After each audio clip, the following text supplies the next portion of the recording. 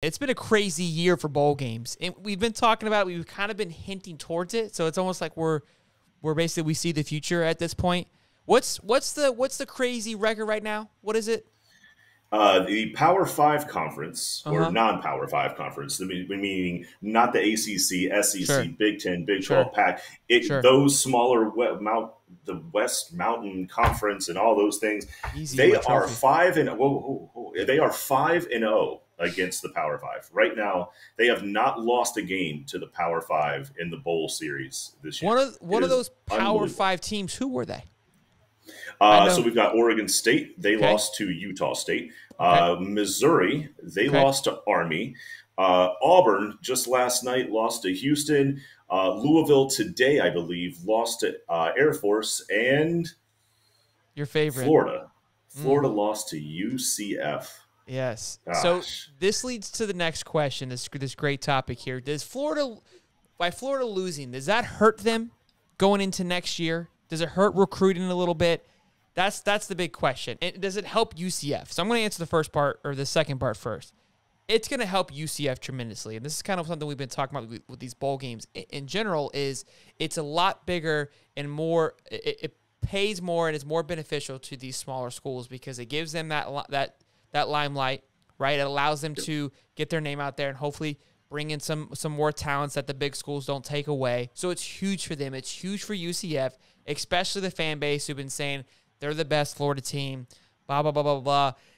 Look, I can't say can you really take it because you beat them. You won when it mattered. It was cool that we finally got to play UCF. To be honest, as a Florida fan, I didn't give two shits.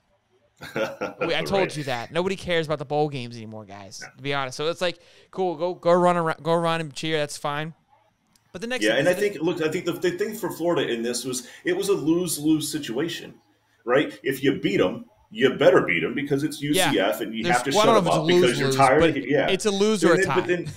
Right. It's the absolute best. So if for Florida, they've gone through a lot these last few weeks. UCF looked at that game like it was something for them to prove. And that's Florida's looking at it like a good way to get done with this season so we can move on to the next step. So I don't know if it's a real barometer. I do think it's great for UCF. Does it hurt Florida? No. And you and I talked about this in the precast. You got a new coach coming in, new ideas, new energy, who's recruiting his ass off. As soon as you put cleats on the turf for game one, not a fan, not a player, nobody's not gonna a give two recruit shits about is it. going to care 1 minute about this game. It's now, look, UCF's going to hang a banner for it. Oh, but, it's going to be a billboard. We'll hear about it. I think it's good for the Billy the Napier camp because it's going to be one thing that he can kind of build off of.